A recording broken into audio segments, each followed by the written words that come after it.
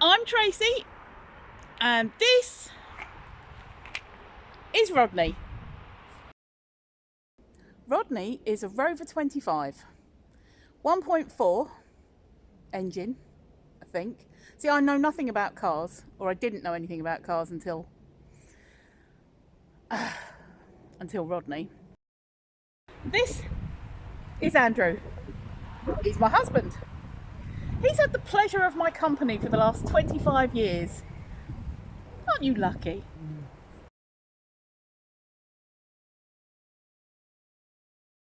This isn't intended to be any type of review of the car itself, because as I think I've made it clear, I've no idea about cars, but more like a starting point so that you guys can see what needs to be done and what will be done, because every time something gets done on the car, we intend to film it, or film us doing it. I'm not doing anything, he's going to be doing it. I'm going to be sitting here waving the camera around. So to start with, the heater control 1 and 2 doesn't work. Anything up from 3 onwards works, so that needs to be fixed. The sunroof, you can't see, that doesn't open, so that's got to, it might be the electrics, possibly. And that light, the interior light, that works when the door's open, but when the door's closed it doesn't work, so no idea what's wrong there. Let's close that. Oh, also not sure if there's any leaks around the sills here. It does feel a little bit damp, but it could be the condensation. And then of course we've got the saggy headlining, which I am led to believe that many, if not most, if not all, Rovers suffer from at some point in their life. But it's not too bad, actually. It's not really bad. And that will probably get done when the sunroof gets looked at. Passenger window doesn't open at all. Now, it used to have a winder, but the previous owners, or one of the previous owners, has made it electric. So it's very possible that it's something to do with the electrics on this side. The driver side works fine. And then the rear windows are really tight to wind down. They're not electric, they're wind down ones, and they're really tight. So there's probably something in the mechanism that has seized a bit, maybe water's got in, maybe a bit of rust, don't know. Lovely orange dash lights. That's one thing that I do like about the Rover, is those lights look amazing at night.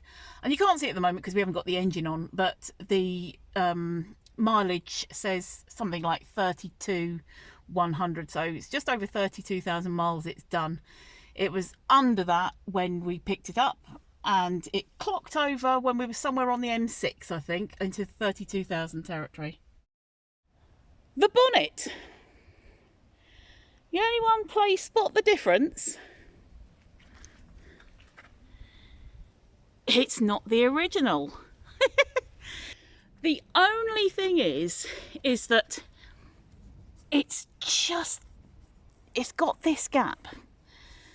The other one was a tighter fit, but it had a whacking great hole there, so, and rust.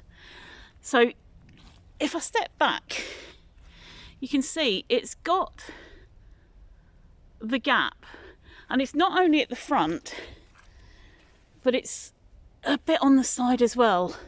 I can't quite get my finger in there, but I can get my finger in there. While I'm up this end, these light covers, lamp covers, whatever they're called, lenses, they're a little bit misty. They're not as bad as some that I've seen, but I do know that there's a product that you can get that takes the mist off and makes it nice and clear again. Of course, being an older car, there wouldn't have been so many reasons for people to charge their phone or anything within their car. This is not digital at all. It's got the original radio. The fascia doesn't work, but the radio itself works. And to charge our phones, we have to run off of the The cigarette lighter. Thank you. I know what it was. Now, I do know that Andrew has got plans to upgrade the vehicle slightly without changing the display. So, over to you. Take these away, and we should be able to replace them with, I don't know, something we can buy online, USB ports, I guess, and maybe some Type C ones. Is that right? Yeah. Type C, maybe, you know, Type C there, maybe some USB ones here. There's nothing else to put there, really. Yeah, see, no, I like that idea because you're not changing the entire console display thing. No. That's just a little upgrade that is obviously going to help you and me. But if and when you decide to sell the car, it's going to be an addition, a nice additional thing that people will like. The cigarette lighter needs to be fixed. It keeps coming out, so I'll keep that in as standard anyway. I won't change that. I'll just fix it and keep that in. Mate, I don't know if there's a light on it. I'm not sure. No, I don't think it's a light one. Can't tell. Don't break it now. We need to charge our phones off it. No, it's not a light. Anyway, I'll fix that. But yeah, we'll get some USB ports and other types. Now, the heater. What's wrong with this? 1 and 2 don't work. The speed don't work. Only 3 and 4, and I've looked it up. It's the heater resistor that I need to replace. Underneath the glove compartment, it's a bit dark, you can't see, but it's under the glove compartment here. This thing, got to take that away. Oh! Did you not know they were in there? No. I also didn't know, for a fact, I didn't know there was a bloody light.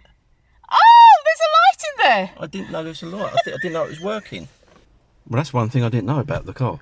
I thought the light wasn't working, and I didn't know it had a light, to be honest, because I didn't really check. So the heater resistor needs to be replaced. Obviously it's an old one, probably ever since the car was made. So I've located the upgraded version, which is covered in ceramic. Well, that should fix the problem with the speed. So 1 and 2 speed should work once I put it in.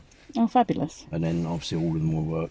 And I'll probably put in a new pollen filter at the same time, which I do have already. What needs to be done to the sunroof to fix it? Firstly, the seal that goes around it is old and disintegrating, I think. Get some new seal for that. The motor might need replacing, but I'm not sure. The switch might need replacing, I have no idea. Something might have corroded, so I'll take a look at that and fix the problem there. So it's a matter of just checking the points, the connections, if they've corroded, because it is damp here, so that might be the issue. But to get to all this and to open it up, I've got a key for it, a manual kind of handle thing, crank key, whatever you want to call it. That'll help me open up the sunroof manually. I'll take the ceiling down, so that at the same time I'll replace the headliner and I'll work on the sunroof at the same time. I'll do it when it gets a bit warmer, when winter's passed. So how do you think you're going to tackle the issue of that window not opening? I think the motor works alright, but I think it's just stuck. I know we initially thought it's not working, no electric going to it, but I think it's just stuck from not being used much. So I'm going to take the panel off, check it out, check the little motor in there. I'll try not to take it completely apart because I don't really want to put it all back together again. There we go. Get out of it. Yeah, I think it drives great, this. It's quite a smooth ride. I mean, for a 20-year-old car, it's not bad. Something that's been, I guess, parked up for a period of time. I think it's alright.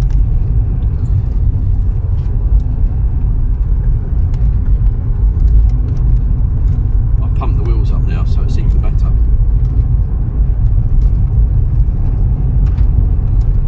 Are there any little niggles that you might need ironing out?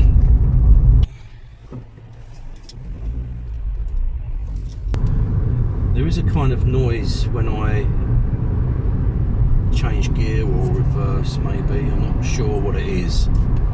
I don't think it's serious. I think it's just something that's a bit loose. It's not like a clonk or anything. What else? Yeah, the clutch pedal needs to be oiled a little bit because it's squeaky, but that's not a problem, is it? That's not a major thing. But it's just there is a little noise that does shake. I think it's a shaky noise when I put it into reverse, I think, and sometimes when I brake, but it's not. I don't think it's anything serious. Other than that, it works fine. I can't fault the drive. The gear stick may need to be tightened, but I don't know. It's very wobbly, but it's probably nothing really. You know, it's probably how it's meant to be. It's quite smooth. It does change quite smoothly. Pulling away in first gear to second and so on is quite good. There's no problem changing. Power's pretty good for 1.4. It's just a standard. It's pretty nippy. Yeah, I think it's quite good car to put away in if you need to get off the lights quickly. But yeah, I'm just trying to think of other things that need doing to it, but.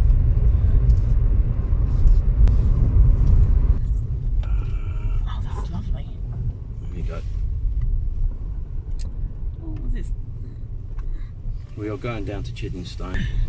The church on the right in a minute. You can sit in there, it's quite nice in the summertime. To get all cars coming up and down there. Oh, this feels much better, steering. Open the window a little bit. On the left is this is well posh and nice, isn't it? Church on the right there, look. Oh, look at that post office. Lift it up from it. No. Well, yeah. Oh, wow.